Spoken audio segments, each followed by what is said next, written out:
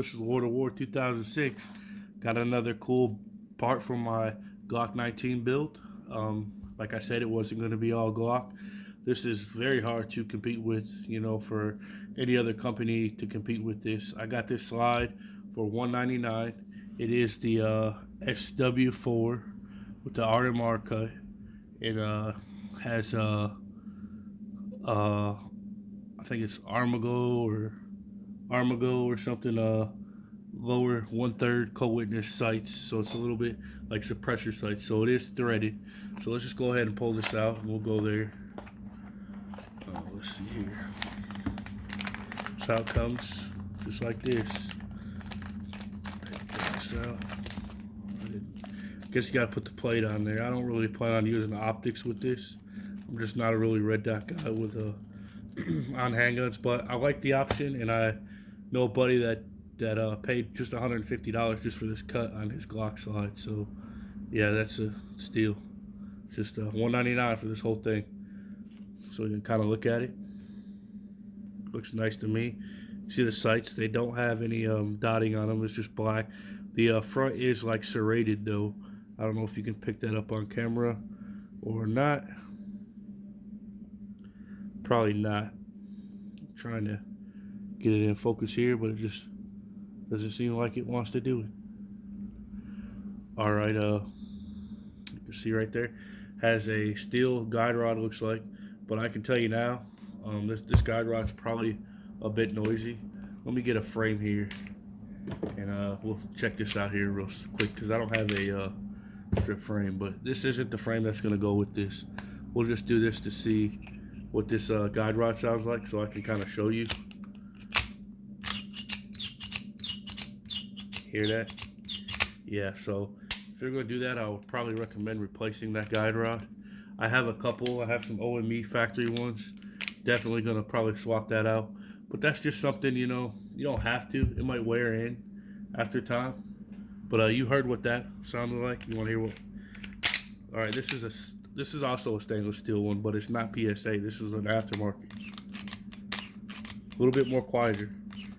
And then the polymer ones are even more quieter than that. So the OME ones. That's probably what I'll go with, is an OME, just because I have one laying around. Well, let's dig into this a little more.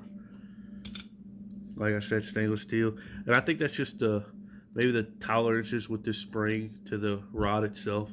That's just kind of swaying. It'll probably break in after time, lube it up some. I'm sure it will break in and won't be an issue if you get a few rounds through it. The only thing I see that's kind of weird right now is the end of this. It has either a washer or something on the end of this cap, which I'm not for sure. There's the thread. Yeah, it's like a little rubber, like a washer. I'm kind of wondering if that would melt. You get your barrel up hot enough. That's kind of strange. I guess that's I don't know. That's a new one for me. A rubber washer on a barrel. Huh. All right. The barrel looks good itself. Labeled 9mm. Looks a little dirty in the inside, so obviously they shot it. I don't know if you can see that. Probably not. But it looks a little dirty in there.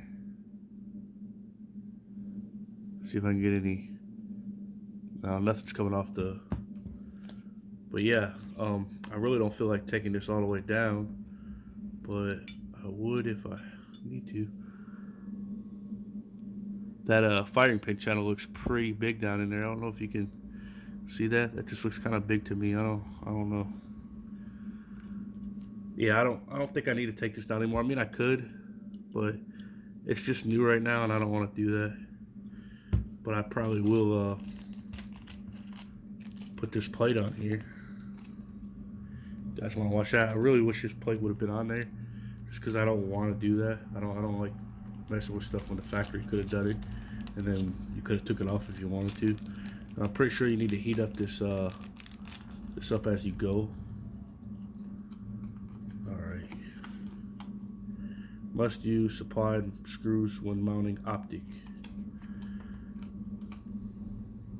It is an aluminum plate, so that's good. It's not polymer.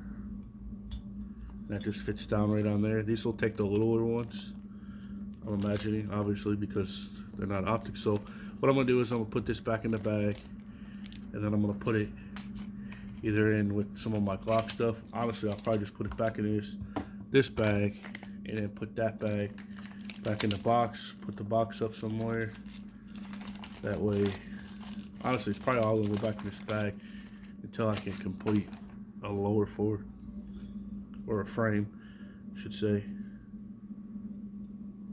I don't think you really need to line this up too much. I wish they would have given us some prettier looking screws here other than these star screws.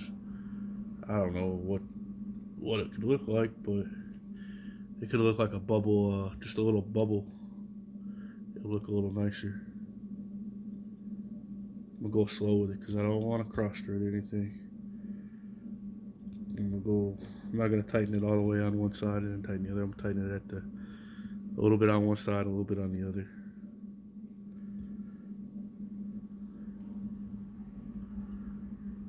Alright, you don't want to slip off of that. Then it'll look ugly. Just gonna kind of tighten it up a little bit and then maybe apply some heat a little later and then tighten it up again. I could probably do it now, to be honest with you. It's just gonna get loud. So I'm sorry if it gets loud because I got everything by my bench at all times usually.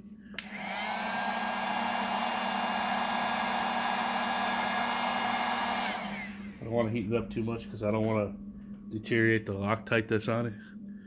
I just wanted to get it a little bit warm. I know that probably didn't do a whole lot. Alright. Alright, it looks good to me.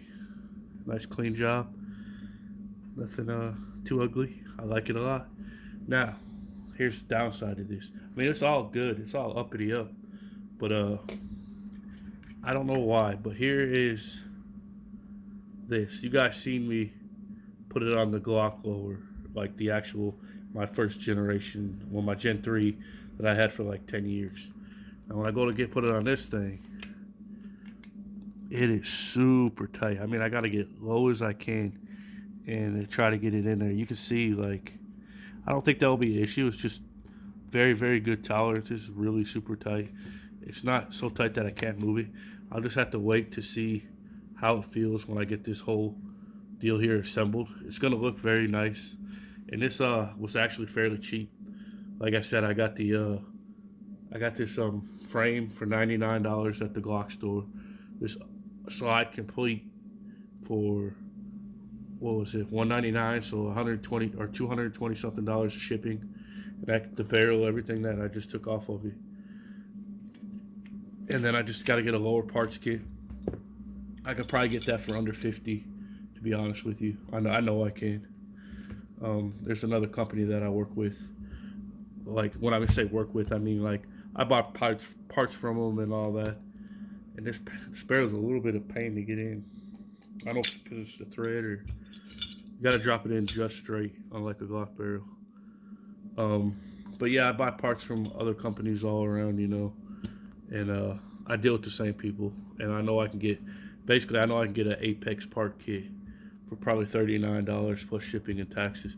Guess I'll put that little condom back on, even though I don't know why that little rubber piece is on there. I guess to keep it sealed, because this kind of looks like it's concaved for that to go over it, but it wasn't. So yeah, I don't get that. All right. Well, anyways, this is Lord of War 2006. Sorry if I bored you to death, but they do got another one. This is the, like I said, the SW4. They do have another one. I forget what version it is. I think it's the SW3 or something that has the larger ones. I may get that later and do another Glock, but I don't know yet. This is pretty cheap, pretty good deal. I'm excited about it. Obviously, you can tell I keep rambling about it, but I want to put this back on there when I got the barrel and all that on there to check that out, just to kind of see what it looks like. You can see how I'm kind of struggling trying to get it in there. There it went pretty smooth that time, but it's still way harder than the. Yeah, that looks good. I like that.